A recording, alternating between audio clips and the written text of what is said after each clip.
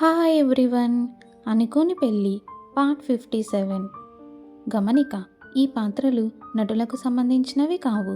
ఇది కేవలం కల్పిత ప్రయోజనం కోసం మాత్రమే. ఏదైనా తప్పులు ఉంటే క్షమించండి.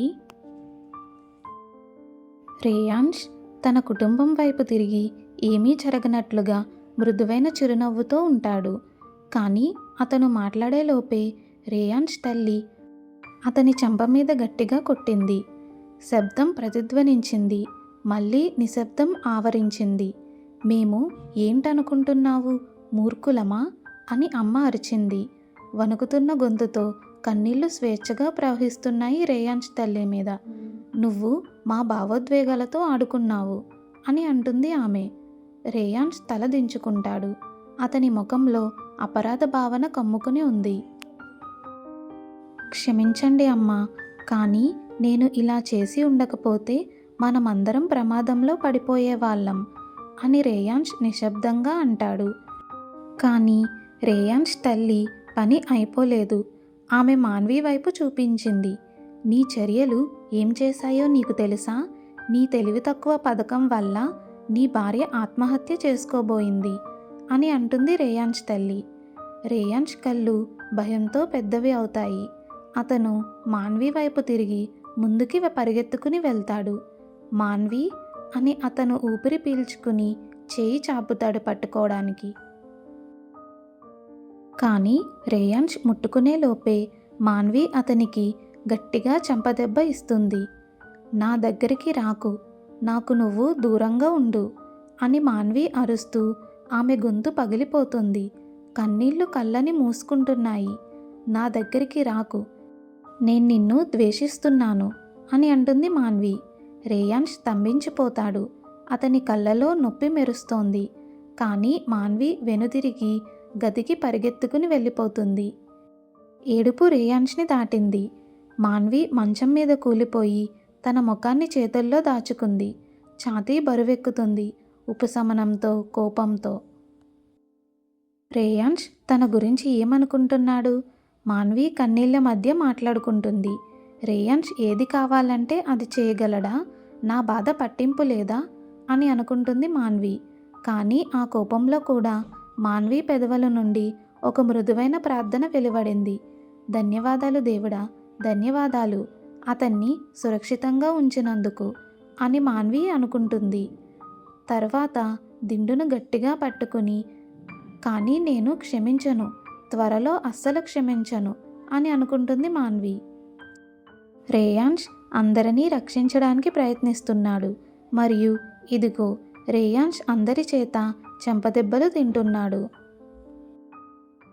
క్షమించండి, దయచేసి నన్ను క్షమించండి అని రేయాన్ష్ అందరినీ చూస్తూ తన కళ్ళలో అపరాధ భావనతో అంటాడు.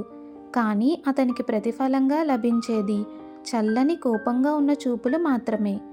రేయాన్ష్ తండ్రి ఇలా అంటాడు, మా నుండి కాదు, నీ భార్య నుండి క్షమాపణ అడుగు. మాన్వి నిన్ను క్షమించినప్పుడు మేము కూడా నిన్ను క్షమిస్తాము అని తన తల్లిని తమ గదికి తీసుకెళ్లే ముందు నాన్న గట్టిగా అంటారు. చాచు, చాచి, దయచేసి నన్ను క్షమించండి అని రేయాన్ష్ వారి వైపు తిరిగి గొంతు నిరాశగా చేసుకొని అడుగుతాడు. కానీ వారు అతని వైపు కూడా చూడరు. ఈసారి నేను నీతో లేను రేయాన్ష్ అని ఇద్దరూ వెళ్లే ముందు చాచు చల్లగా అంటారు. అన్నయ్య, ఈసారి మేము నీకు మద్దతు ఇవ్వడం లేదు. నువ్వు అమ్మను మరియు వదినను ఎక్కువగా ఏడిపించావు అని రియా నిరాశగా చెప్పి రియా ఇతరులతో కలిసి వెళ్ళిపోతుంది. రేయాన్ష్ పూర్తిగా ఒంటరిగా వదిలేసి జై వైపు చూస్తాడు. రేయాన్ష్ కొంత మద్దతు కోసం ఆశపడుతూ, కానీ జై కూడా అతని వైపు చూస్తున్నాడు. ఎందుకో అతనికి తెలుసు, జై ఎప్పుడూ ఈ ప్రణాళికకు అనుకూలంగా లేడు. కానీ రేయాన్ష్ అతన్ని దానిలోకి బలవంతం చేశాడు. రేయాన్ష్ గట్టిగా ఊపిరి తీసుకుని మాన్వి కనీసం తనతో మాట్లాడుతుందనే ఆశతో వారి గది వైపు నడిచి వెళ్తాడు. కానీ రేయాన్ష్ తలుపు తీయడానికి ప్రయత్నించేసరికి అది లోపలి నుండి లాక్ చేయబడి ఉంటుంది. జాన్, దయచేసి తలుపు తెరవండి అని రేయాన్ష్ మెల్లగా కానీ వణుకుతున్న గొంతుతో బతిమాలతాడు. దయచేసి నన్ను క్షమించు, నేను ఇంకెప్పుడు ఇలా చేయనని వాగ్దానం చేస్తున్నాను. దయచేసి జాన్ తలుపు తెరువు అని రేయాన్స్ నిరంతరం కోరుతూనే ఉన్నాడు. ప్రతి క్షణం నిరాశ పెరుగుతోంది కానీ ప్రతిస్పందన లేదు. నువ్వు లేకుండా ఈ 3 రోజులు నేను ఎలా బ్రతికానో నాకే తెలుసు అని రేయాన్స్ నుదురు తలుపుకు ఆనించి మాట్లాడతాడు. ఇప్పుడు నువ్వు నా వైపు కూడా చూడడం లేదు. నువ్వు నన్ను ద్వేషిస్తున్నానని చెప్పావు దేవుడా అని రేయాన్స్ మళ్ళీ తలుపు తట్టాడు. గొంతు విరిగిపోతుంది. బేబీ, దయచేసి తలుపు తెరువు, దయచేసి క్షమించు అని అడుగుతూ ఉన్నాడు రేయాన్స్. కానీ లోతుగా చూస్తే మాన్వి అలా చేయదని అతనికి తెలుసు. మాన్వి రేయాన్స్ యదువంశి మరియు మాన్వి కోపంగా ఉన్నప్పుడు ఆమె తేలికగా వెనక్కి తగ్గదు. అది రేయాన్స్కి తెలుసు.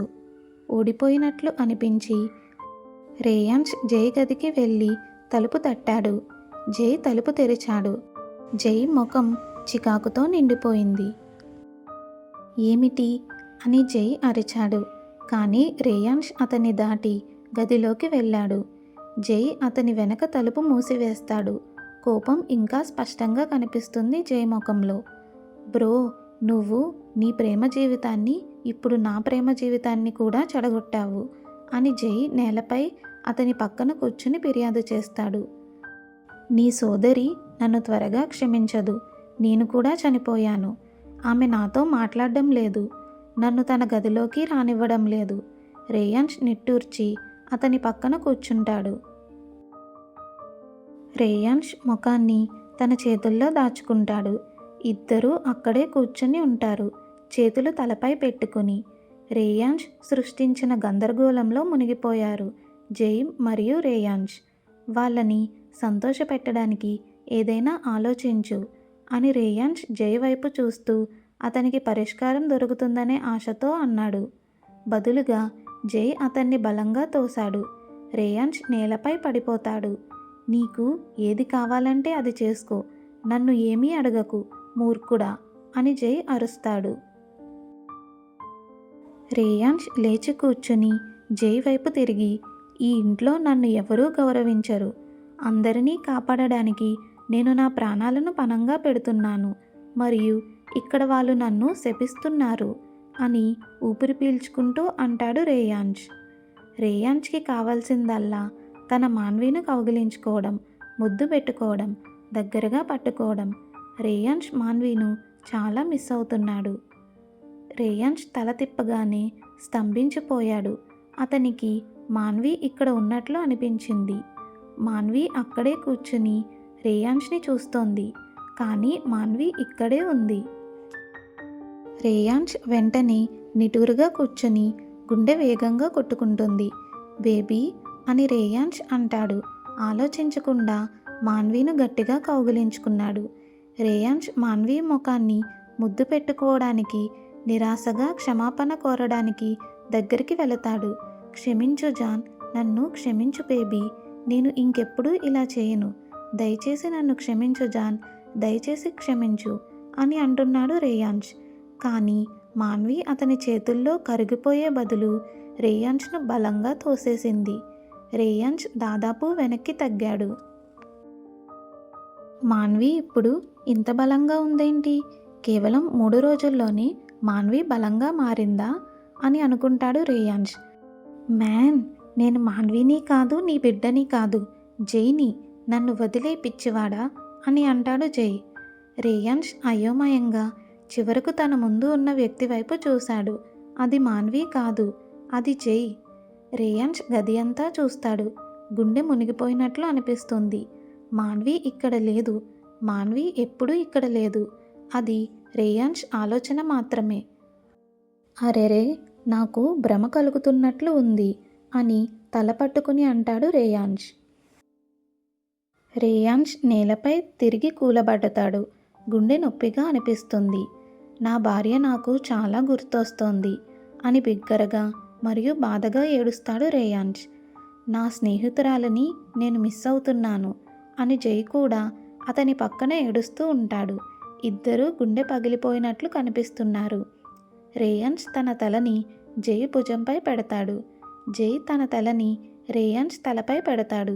ఇద్దరూ అక్కడ కూర్చొని రెండు నిస్సహాయ మూర్ఖుల్లా ఏడుస్తూ ఉంటారు. నువ్వు ఎంత విజయవంతమైన లేదా శక్తివంతుడివైనా సరే నీ భార్య ముందు నువ్వు ఏమీ కావు అని రేయాన్స్ ముక్కున వేలేసుకుని అంటాడు. అవును, ఏమీ కాదు అని జై తల ఊపుతూ అంగీకరిస్తాడు. మాన్వి నిన్ను ఇనుప బంతులు తినేలా చేస్తుంది. నువ్వు నవ్వి అవి రుచికరంగా ఉన్నాయని చెప్పాలి అని జై జత చేస్తాడు. రేయాన్స్ కూడా అంగీకరిస్తూ తల ఊపుతాడు.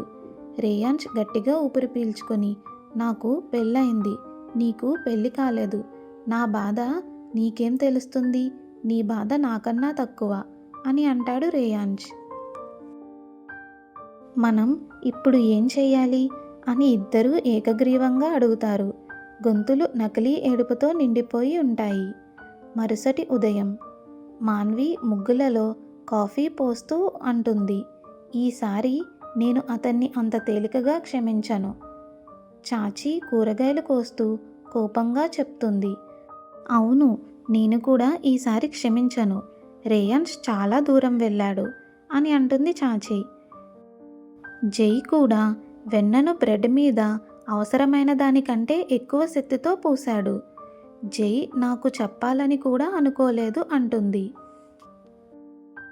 రియా యాపిల్ తింటూ, మనం వాళ్ళిద్దరికీ గుణపాఠం చెప్పాలి అని అంటుంది మాన్వితో.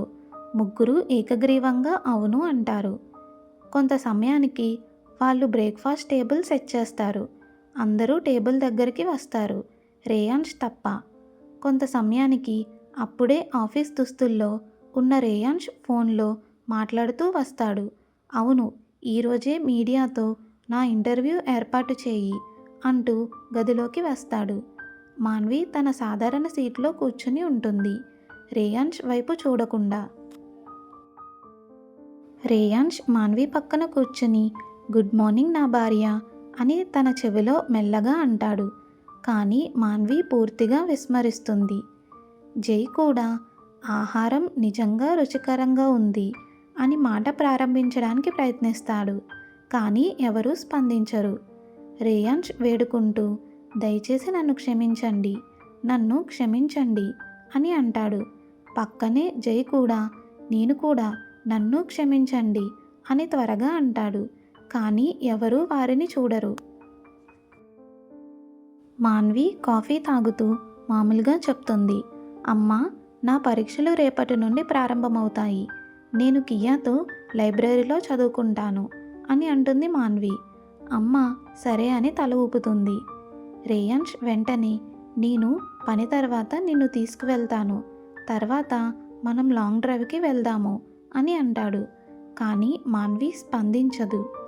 బ్రేక్ఫాస్ట్ మొత్తం రేయాన్స్ మాన్విను మాట్లాడేలా ప్రయత్నిస్తూ ఉంటాడు. జోకులు, మహాభావాలు అన్నీ చేస్తాడు. కానీ మాన్వి మౌనంగానే ఉంటుంది. Next part continuous. రేయాన్స్ మరియు మాన్వి అనుకోని పెళ్లి జీవితాన్ని తెలుసుకోవడానికి లైక్ చేసి, షేర్ చేసి, సబ్స్క్రైబ్ చేయండి. Thanks for watching.